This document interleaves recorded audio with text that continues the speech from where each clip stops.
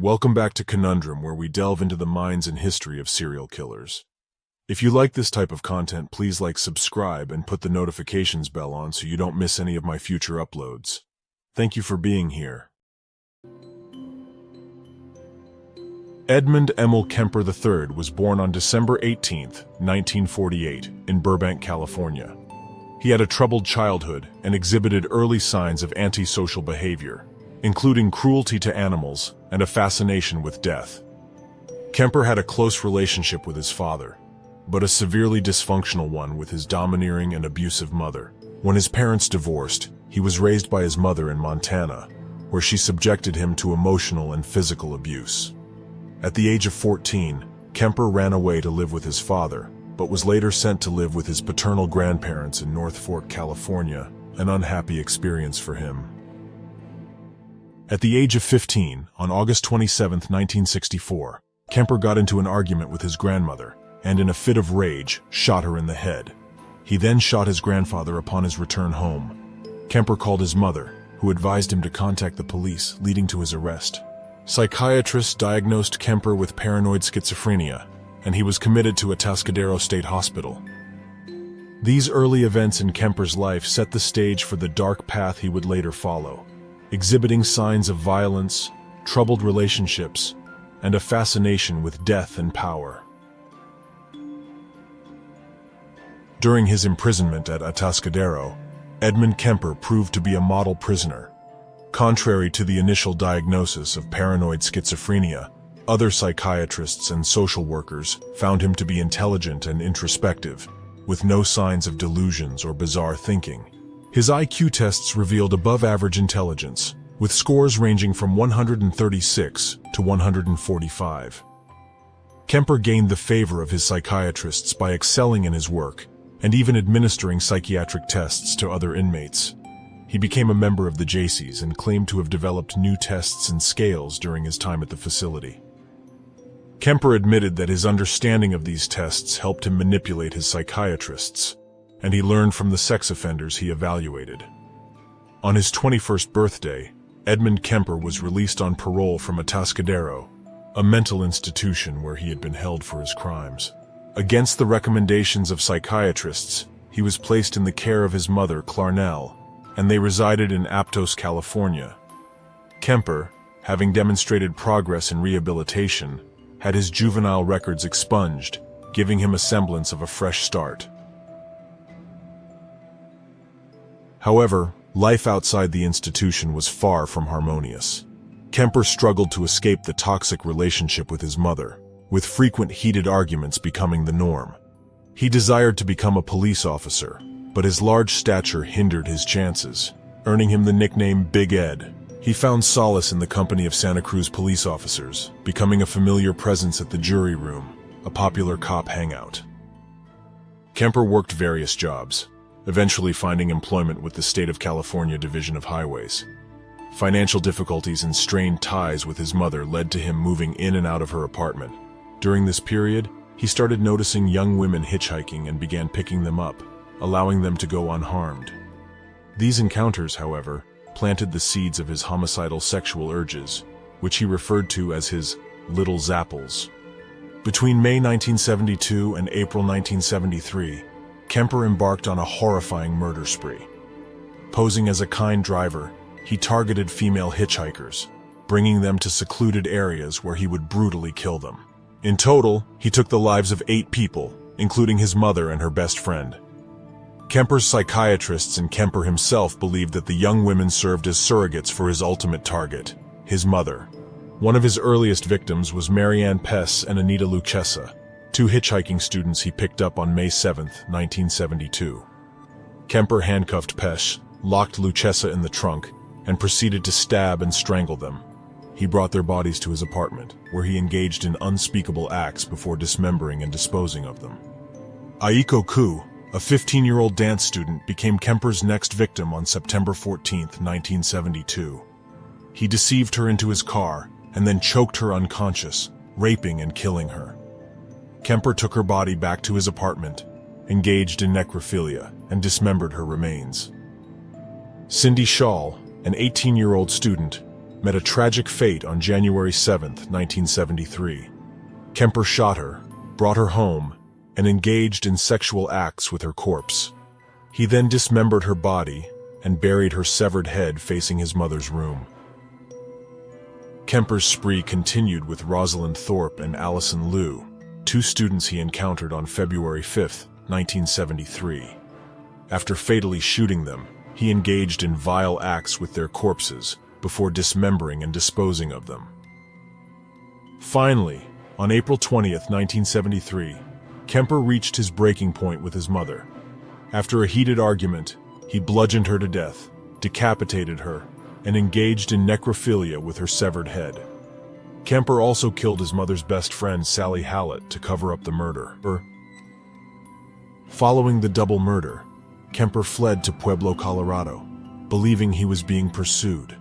Consumed by paranoia, he called the police, confessing to the murders of his mother and Hallett. Afterward, he waited for the authorities to apprehend him. Edmund Kemper's reign of terror had come to an end, as he surrendered himself to the police and confessed to the series of brutal murders he had committed. Kemper's arrest marked the conclusion of one of the most chilling killing sprees in American history. Edmund Kemper's trial took place on October 23, 1973. Despite his detailed confession, his defense attorney pleaded not guilty by reason of insanity. Kemper had made 2 suicide attempts while in custody. During the trial, 3 court-appointed psychiatrists found Kemper to be legally sane, despite his previous diagnosis of paranoid schizophrenia. Kemper's defense argued that his actions could only be committed by someone with an aberrant mind, and that he suffered from multiple personalities. On November 8, 1973, the jury declared Kemper sane and guilty on all counts after 5 hours of deliberation. Due to the moratorium on capital punishment, Kemper was sentenced to 7 years to life for each count, to be served concurrently. He was sent to the California Medical Facility in Vacaville for his sentence. Kemper's diagnosis during the trial varied. Initially diagnosed with paranoid schizophrenia, he was later re-diagnosed with personality trait disturbance, passive-aggressive type, and then with antisocial, narcissistic, and schizotypal personality disorders. Psychiatrists noted his high intelligence and introspection, which contributed to his ability to manipulate others. While in prison, Kemper resided in the same block as other notorious criminals, including Herbert Mullen and Charles Manson. Kemper showed disdain for Mullen and manipulated him through tactics like throwing water on him and rewarding him with peanuts. Despite his crimes, Kemper became a model prisoner and took on responsibilities such as scheduling appointments with psychiatrists and working as a craftsman. He was also known for narrating audiobooks until his retirement in 2015 due to a stroke. Kemper has participated in various interviews, providing insight into the mind of a serial killer. FBI profiler John Douglas described him as intelligent and capable of rare insight for a violent criminal. Kemper expressed a desire to save others from committing similar acts and encouraged those struggling with violent thoughts to seek help. He has been denied parole multiple times since he became eligible in 1979, with his next eligibility in 2024. Since then, he has been incarcerated in the California Medical Facility in Vacaville.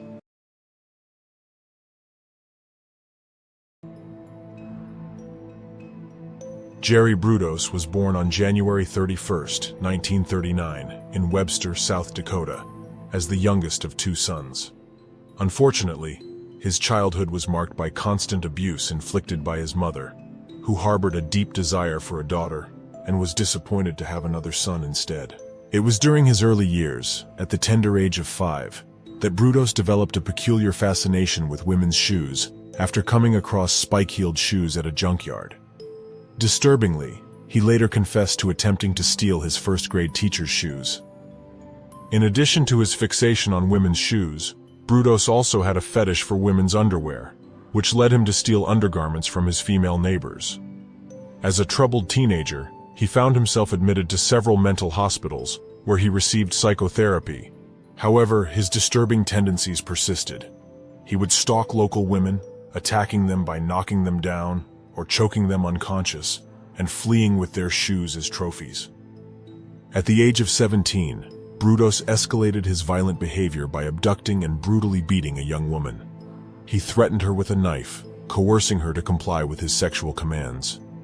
Shortly after this heinous act, Brudos was apprehended and confined to a psychiatric ward for a duration of 9 months. It was during this time that he received a diagnosis of schizophrenia and was identified as having an extreme hatred towards women, misogyny. Despite his institutionalization, Brudos defied the odds and managed to graduate from high school in 1957, eventually pursuing a career as an electronics technician. In 1961, he took a 17-year-old girl as his wife, and together they started a family, residing in a suburb of Salem, Oregon. However, the domestic life they shared was far from ordinary or healthy. Brudos subjected his young wife to degrading and disturbing acts, forcing her to perform household chores while naked, with only a pair of high heels adorning her feet, while he captured photographs of her. During this period, Brudos began experiencing frequent migraine headaches and unexplained blackouts. To alleviate these symptoms, he embarked on nocturnal prowling raids, stealing shoes and lacy undergarments. These stolen items, along with the eventual bodies of his future victims, were concealed in a garage that his wife was strictly forbidden from entering without first announcing her arrival through an intercom system. In 1967, Brudos fixated on a woman whose shoes had caught his attention. Following her to her residence, he broke into her home under the cover of night while she was asleep. He proceeded to sexually assault her, leaving her in a state of unconsciousness after strangling her. Satisfied with his disturbing conquest, he departed, absconding with some of her shoes as morbid souvenirs of his heinous act. On January 26, 1968, Jerry Brudos's twisted and homicidal fantasies became a chilling reality. Linda Slauson, a 19-year-old woman peddling encyclopedia sets, unknowingly walked into the clutches of the deranged killer when she knocked on his door. Oblivious to the danger that awaited her, she was lured by Brudos into the depths of his basement while his unsuspecting family remained upstairs. With a swift blow from a 2x4 wooden board, he rendered her unconscious. The life drained from her body as he strangled her.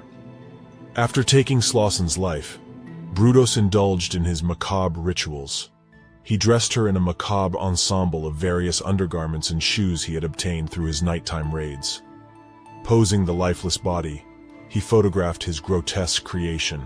Consumed by his perverse desires, he dismembered her left foot using a hacksaw and kept it preserved in his basement freezer. Whenever the urge struck, he would retrieve the severed foot to model shoes upon it. Slauson's body, stripped of its dignity and defiled, was eventually discarded into the depths of the Willamette River. To this day, her remains have never been recovered, lost forever to the chilling darkness of the water. Sadly, Linda Slauson was not the last victim to fall prey to Brudos's depravity. Over the course of 15 months, he would claim the lives of 3 more innocent young women, while also attempting to assault several others who managed to escape his clutches. Jan Susan Whitney, 23 years old, met her tragic fate on November 26, 1968.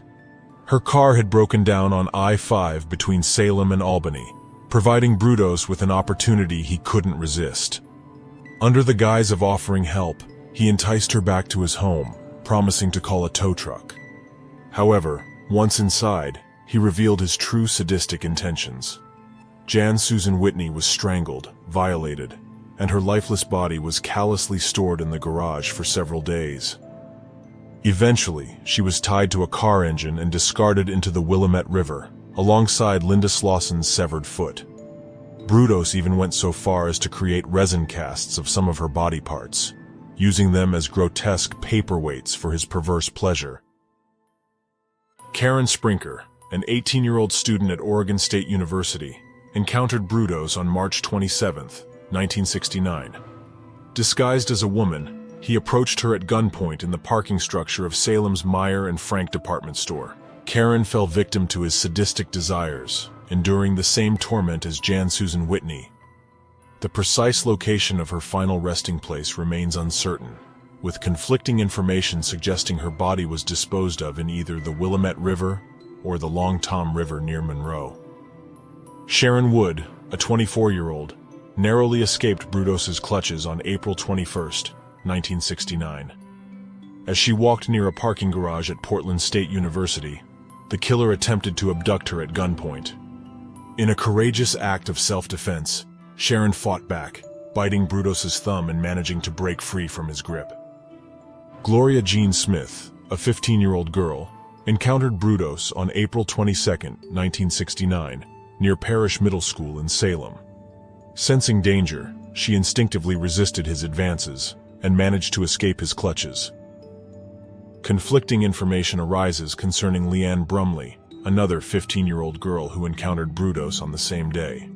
Some sources suggest that Leanne escaped his grasp, while others propose that she was, in fact, the one who eluded his clutches, with the intent of protecting Gloria Jean Smith's identity. On April 23, 1969, Linda Sully, a 22-year-old, fell victim to Brudos's masquerade. Disguised as a police officer, he abducted her from yet another parking garage in Salem. Linda endured unimaginable horrors, including hanging, rape, and electrocution, before meeting the same fate as the 3 other victims. Her lifeless body was disposed of in the river, joining the tragic and untold secrets that lie hidden beneath its surface. Jerry Brudos experienced a fateful incident that made him feel invincible. A drunk driver crashed into his home, leaving a gaping hole and providing a clear view inside. The police, seemingly oblivious or incompetent, failed to investigate the putrid odor emanating from a plastic-wrapped body on the property. Brudos relished the feeling of being untouchable and remarked to detectives, "That was close." Driven by his insatiable desire for victims, Brudos resorted to cold-calling college dorm rooms. One woman unwittingly played a crucial role in unraveling his dark secrets. The Long Tom River held a gruesome discovery, a body weighted down by a car transmission. 2 days later, another body was found nearby. Mutilation and distinctive knots, tied with copper wire, suggested the killer's methods. Dental records helped identify the victims, and a connection to college sororities emerged. The young woman who had interacted with Brudos shared his unsettling mention of the river bodies, ultimately breaking the case wide open. She cooperated with the police, arranging another meeting that led to Brudos encountering detectives instead. Despite his unremarkable demeanor, a search of his home uncovered undeniable evidence, matching copper wire, photographs of posed deceased women, and dismembered body parts stored in a garage. Jerry Brudos pleaded guilty to 3 first-degree murders and received consecutive life sentences. His wife divorced him, gaining custody of their children. Brudos remained unrepentant, collecting female shoe catalogs in prison. Denied parole, he faced assaults from fellow inmates. He died in 2006 from liver cancer, taking his secrets to the grave.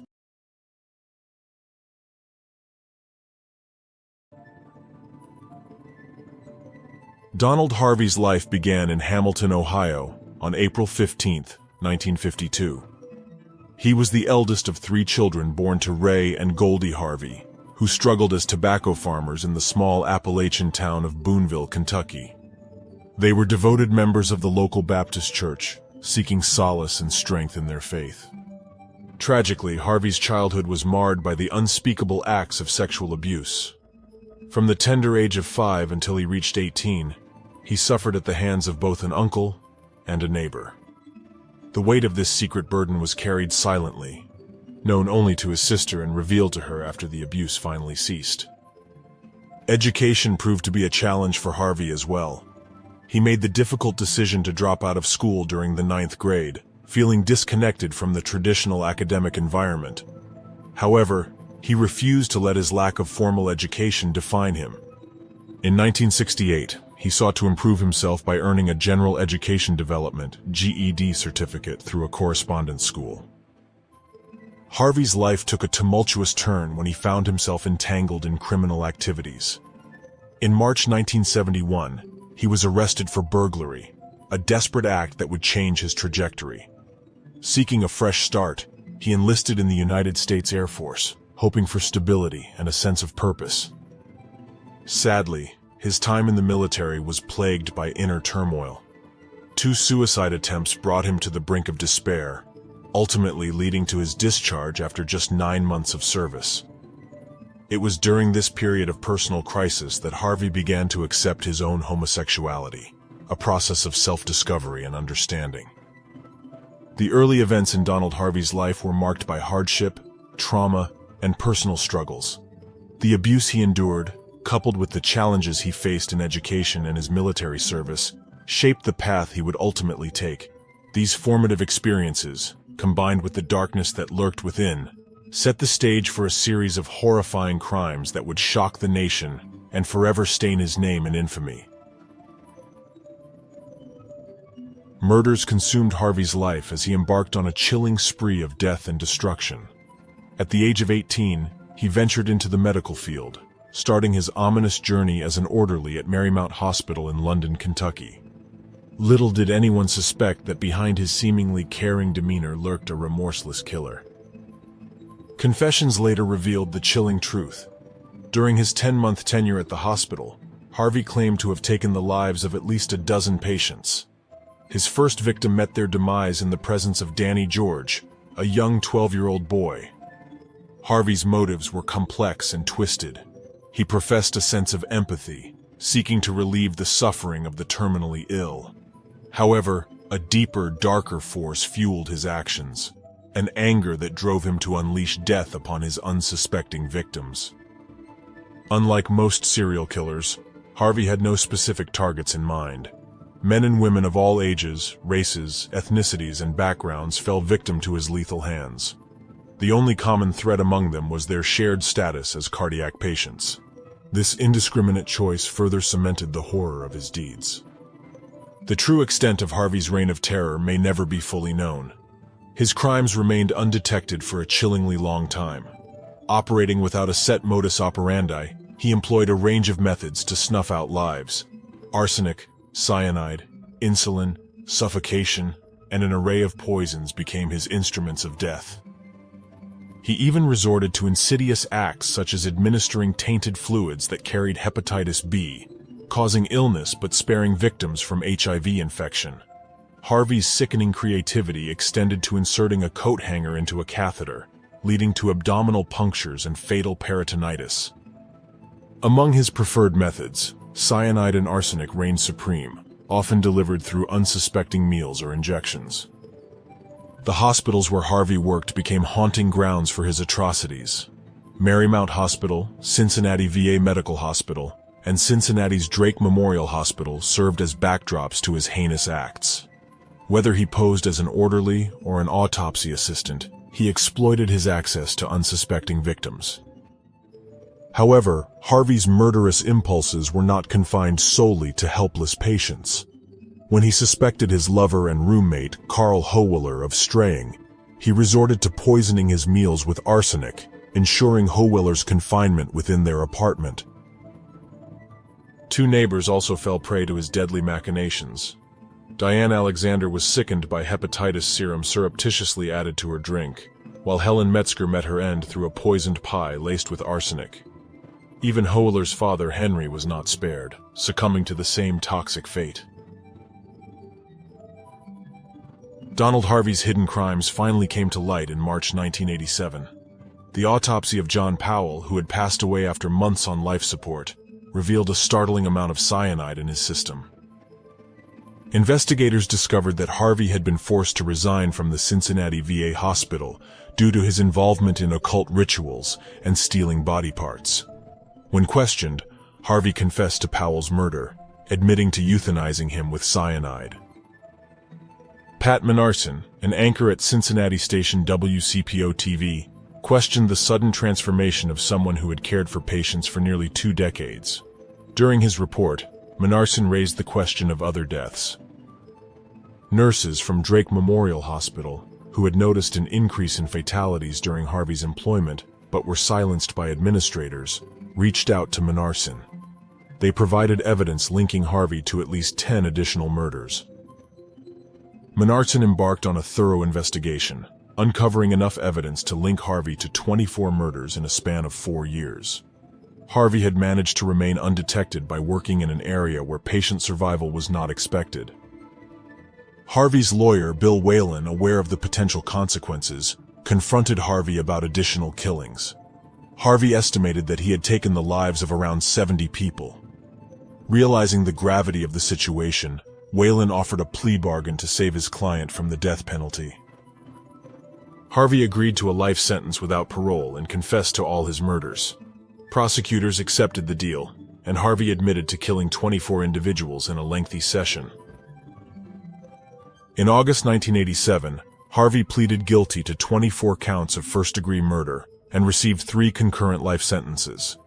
However, the possibility of the death penalty remained if more murders surfaced. In November, Harvey pleaded guilty in Laurel County Circuit Court to the killing of 9 patients at Marymount in the 1970s. He received an additional sentence of life plus 20 years, concurrent with the Ohio sentence. Harvey ultimately confessed to 37 murders, though he claimed the actual number could be as high as 50. Harvey entered the Ohio prison system on October 26, 1987, beginning his life behind bars. On March 28, 2017, authorities reported that Harvey had suffered severe injuries in his cell. He succumbed to his wounds on March 30, 2017. Inmate James Elliott was later charged with aggravated murder and other related charges for Harvey's death. In September 2019, Elliott was sentenced to 25 years to life in prison after pleading guilty to the killing. Initially ordered to run consecutively to his existing sentences, the terms were later changed to run concurrently. Elliott would have become eligible for parole in 2046, at the age of 71.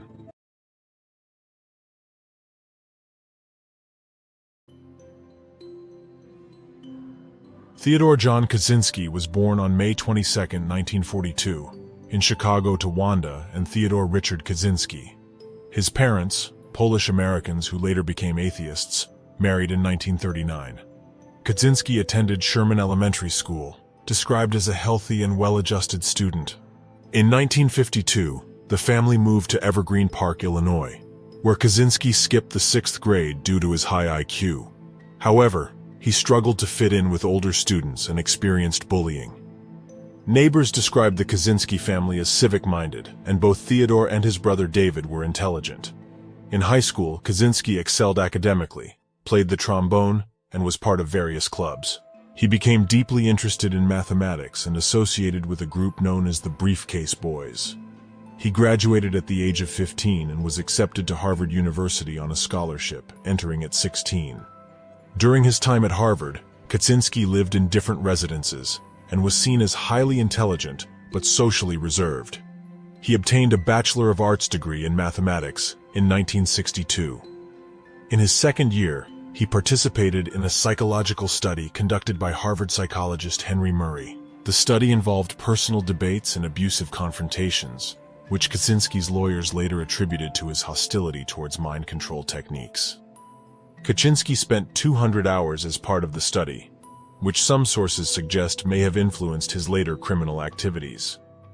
However, Kaczynski himself stated that the study did not significantly impact the course of his life, although he resented the invasion of his privacy.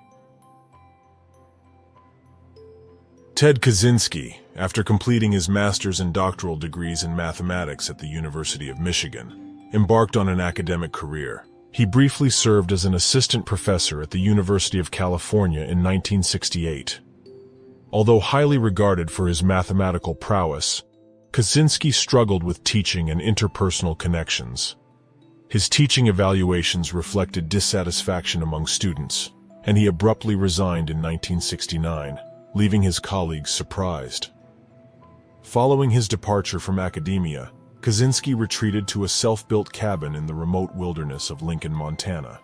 Embracing a minimalist lifestyle, he aimed to achieve self-sufficiency and autonomy. Living without electricity or running water, he relied on odd jobs and financial support from his family to sustain himself. Kaczynski frequently visited the local library, using an old bicycle as his means of transportation. During his time in Montana, Kaczynski became increasingly disillusioned with modern technology and industrialization. He engaged in acts of sabotage and immersed himself in studying sociology and political philosophy. Jacques Ellul's book, The Technological Society, deeply influenced his beliefs, becoming a significant source of inspiration. Kaczynski's secluded existence was punctuated by a pivotal moment of distress when a road was constructed through one of his cherished wilderness spots. This event triggered a desire for vengeance against the societal system he believed was encroaching upon nature. Kaczynski's father, who admired his wilderness skills, visited him in Montana. However, in 1990, Kaczynski's father tragically took his own life after being diagnosed with terminal lung cancer. This loss further fueled Kaczynski's resentment and played a role in shaping his subsequent acts of violence. While his mathematics career was noteworthy, Kaczynski's life in Montana became defined by his growing animosity towards technology and his determination to challenge the system he perceived as detrimental to human freedom and the natural world. Between 1978 and 1995, Kaczynski carried out a series of bombings that caused death, injuries, and widespread fear. Kaczynski, an intelligent and reclusive individual, carefully crafted and delivered a total of 16 bombs, each more sophisticated than the last. His first known bombing occurred on May 25, 1978, at Northwestern University in Illinois. A package bearing the return address of Buckley Christ, a professor, was discovered in a parking lot. When it was returned to Christ, Officer Terry Marker opened it, triggering an explosion that resulted in minor injuries. Kaczynski's second bomb almost a year later targeted Northwestern University again, causing minor injuries to graduate student John Harris. In 1979, Kaczynski attempted to bomb an American Airlines flight from Chicago to Washington, D.C., but a faulty timing mechanism prevented the bomb from detonating fully. Despite the smoke released, the plane managed to land safely, preventing a potential disaster. Kaczynski then targeted Percy Wood, the president of United Airlines, who sustained severe cuts and burns from the bomb. Throughout his bombing campaign, Kaczynski left false clues and intentionally made his devices difficult to trace. He used initials like FC, representing Freedom Club, and included misleading notes and hidden metal plates. He even sent a bomb inside a novel. The FBI noticed a recurring theme related to nature, trees, and wood in Kaczynski's targets and bomb construction. In subsequent years, Kaczynski continued his reign of terror. His victims included individuals from universities, computer stores, and the timber industry. Janet Smith, a university secretary, suffered severe burns and shrapnel wounds.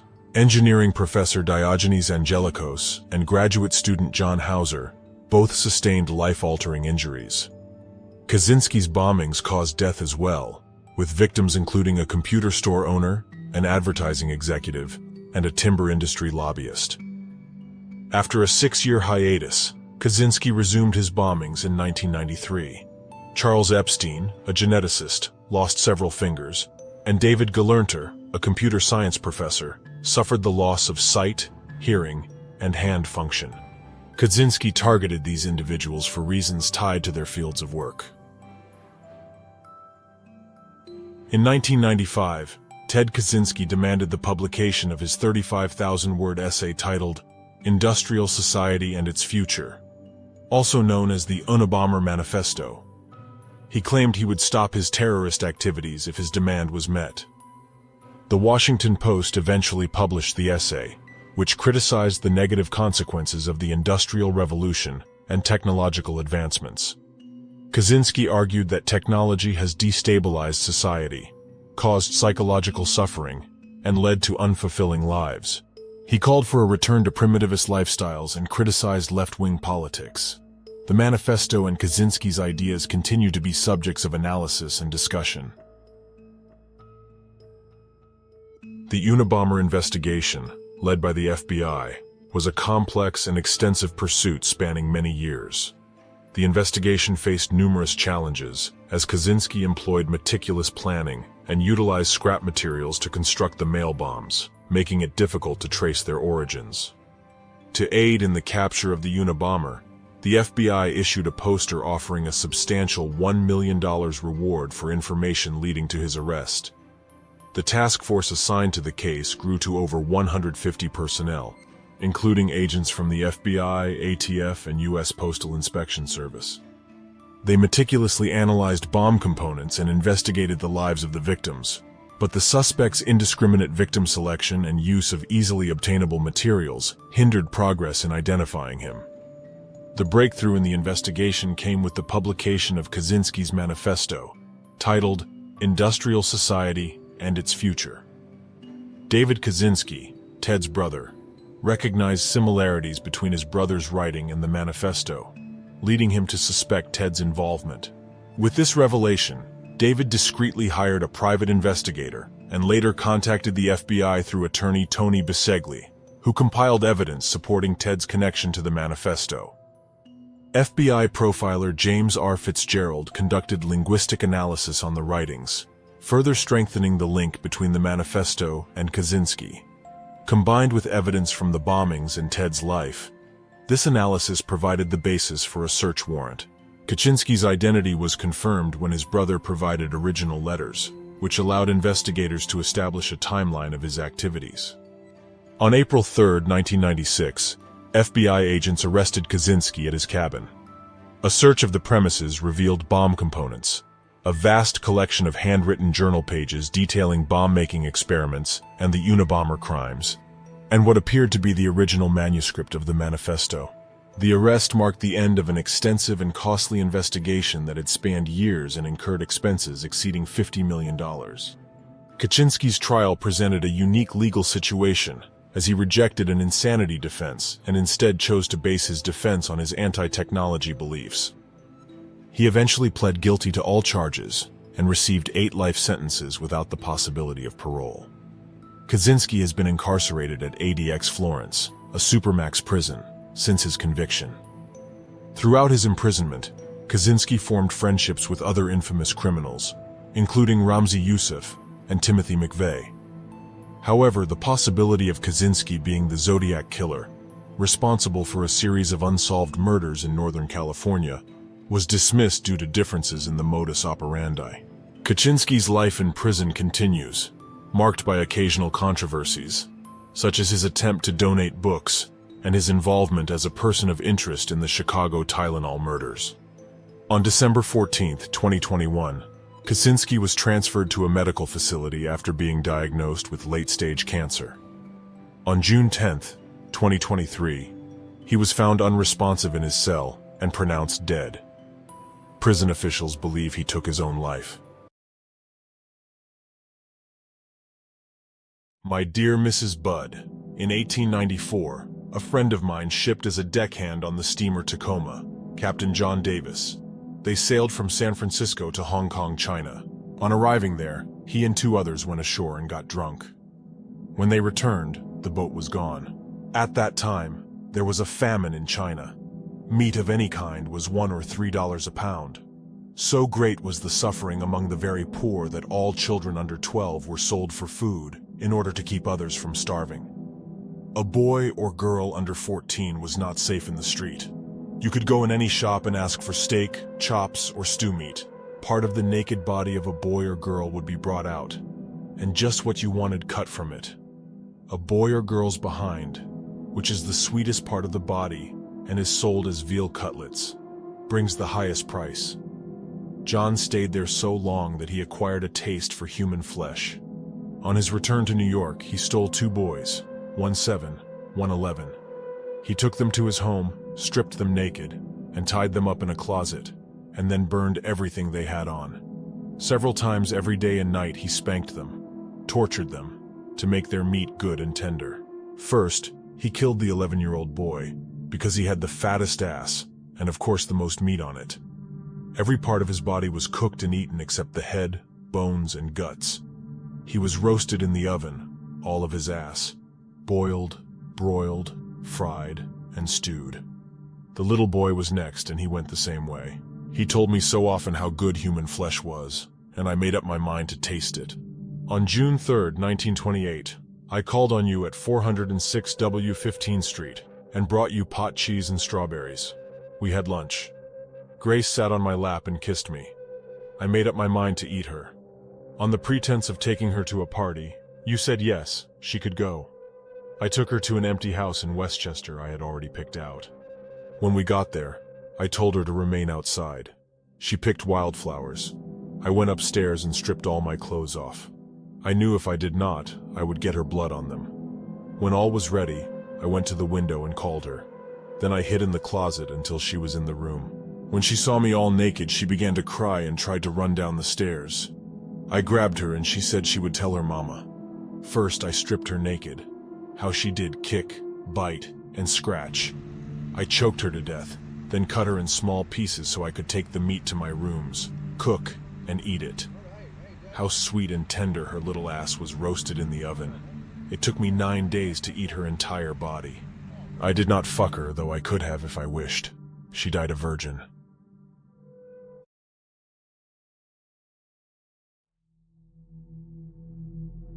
In the annals of criminal history, there exists a name that sends shivers down the spine. A name that has become synonymous with horror and depravity. Hamilton Howard Albert Fish, a man known by many sinister titles. The Gray Man, the Boogeyman, the Brooklyn Vampire, and the Werewolf of Wisteria. Today we dive into the chilling depths of his disturbing past. Born on May 19, 1870, in the dark corners of Washington, D.C., Fish's beginnings were marred by a family plagued by madness. His father, Randall Fish, already in the throes of senile debility, was 75 years old at the time. His mother, Ellen Clark, toiled as a clerk and was over 4 decades younger than her ailing husband. Fish had 3 siblings, 2 older brothers, Walter and Edwin, and an older sister, Annie. Within this family lay the seeds of Albert Fish's mental instability. His elder sister suffered from a profound mental affliction. One brother was confined to the walls of a wretched mental asylum. His mother, tormented by vivid hallucinations, danced on the thin line between reality and delusion. Even his uncle grappled with manic episodes. Madness coursed through their veins, a legacy of instability that would leave an indelible mark on young Albert's psyche. At the tender age of 5, tragedy struck Fish's life as his father passed away. Abandoned by his mother, he found himself trapped within the desolate walls of St. John's Orphanage. Little did he know that this supposed sanctuary would become a crucible of pain and torment. St. John's Orphanage was a place where cruelty and abuse thrived, a breeding ground for the demons that lurked within young Albert's mind. Whippings, violent bullying, and verbal torment became his daily existence. Yet, amidst the agony, a sinister transformation took place. Fish began deriving pleasure from the very torture inflicted upon him, a dark descent into a twisted realm of sadism. The trauma etched deep within his psyche, Fish carried a chilling childhood memory throughout his life. In his own words, he recounted witnessing a horrifying event: a group of boys catching an old horse, dousing its tail in kerosene, and setting it ablaze. He watched in macabre fascination as the burning creature leaped over fences, succumbing to its fiery demise. As an adult, this haunting memory became a metaphor for Fish's own existence. He likened himself to that fated horse, consumed by an insatiable passion for darkness, driving him to commit unspeakable acts of violence. Escaping the orphanage after enduring 4 harrowing years, Fish's reunion with his mother brought no solace. At the age of 12, he stumbled upon a world of perversion, introduced to paraphilic practices like urolania and coprophagia through his association with a telegraph boy. His voyeuristic tendencies grew, fixating on watching boys undress and penning explicit letters to unsuspecting women. Education eluded Fish, his mind instead drawn to physical labor, employing brute strength rather than intellectual prowess. He became a creature of instinct, propelled by a dark force lurking within his twisted soul.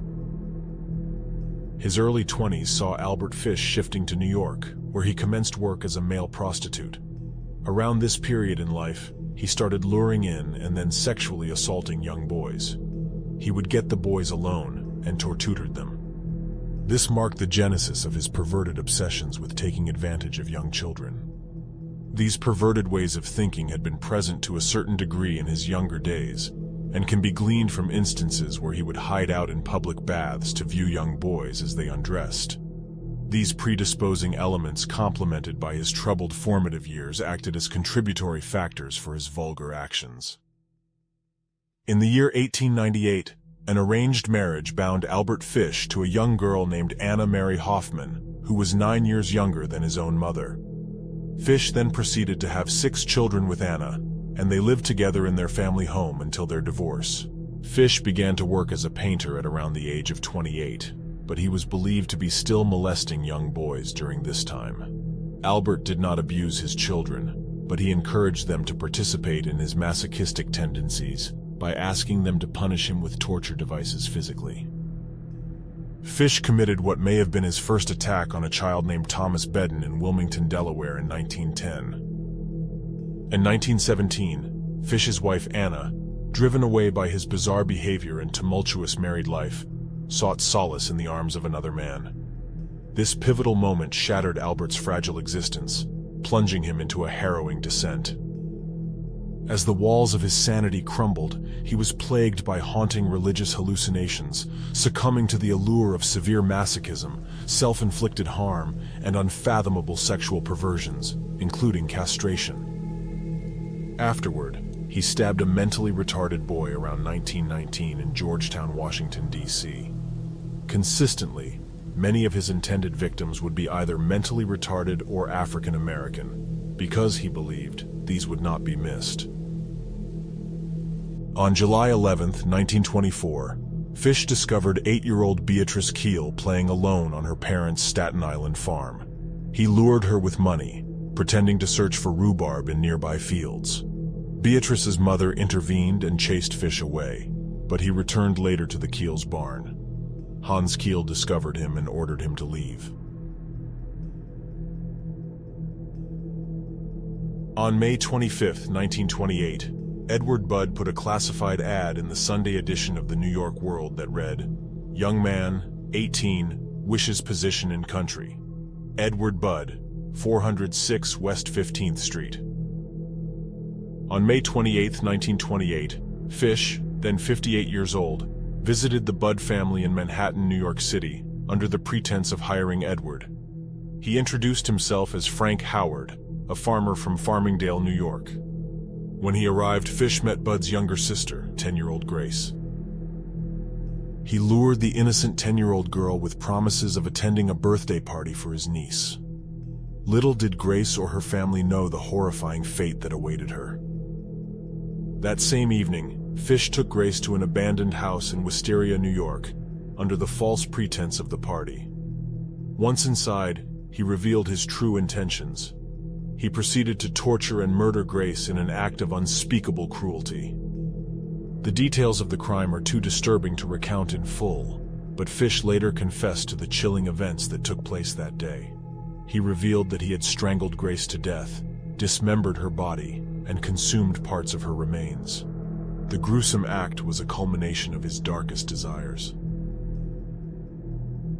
December 1934, 6 years after Grace's murder, that Fish's sadistic tendencies led him to send a disturbing letter to the Budd family. The letter contained explicit details of the horrific acts he had committed against Grace. This letter, traced back to Fish, ultimately became the crucial piece of evidence that would lead to his arrest. Detectives were able to track down Fish and apprehend him on December 13, 1934. He was taken into custody and transported to the police station for questioning. Despite his outwardly calm demeanor, the true extent of Fish's madness and brutality would soon be revealed. During the interrogation, Fish confessed to not only the murder of Grace Budd, but also to a series of other horrifying crimes. He admitted to mutilating and cannibalizing multiple victims, claiming to have had a taste for human flesh. Fish's chilling confessions painted a vivid picture of the depths of his depravity. As news of Fish's arrest spread, the public was both horrified and fascinated by the gruesome details of his crimes. The media dubbed him with various chilling nicknames such as the Gray Man, the Boogeyman, and the Werewolf of Wisteria. Fish's trial began on March 11, 1935, and lasted 10 days. His defense team pleaded insanity, citing his history of mental illness and hallucinations. However, the jury ultimately rejected this defense, and Fish was found guilty of his crimes. The judge sentenced him to death by electrocution. On January 16, 1936, Albert Fish met his final fate in the electric chair at Sing Sing prison. His execution marked the end of a horrifying chapter in American criminal history, but the impact of his crimes would linger for years to come. The story of Albert Fish is a chilling reminder of the darkest depths of human depravity. His crimes, characterized by abduction, torture, and cannibalism, shocked the nation and left a lasting scar on our history. Fish's arrest, trial, and ultimate execution brought some semblance of justice to his victims and their families. Thank you for watching. I am Alex, and this is Conundrum. Stay curious and stay safe.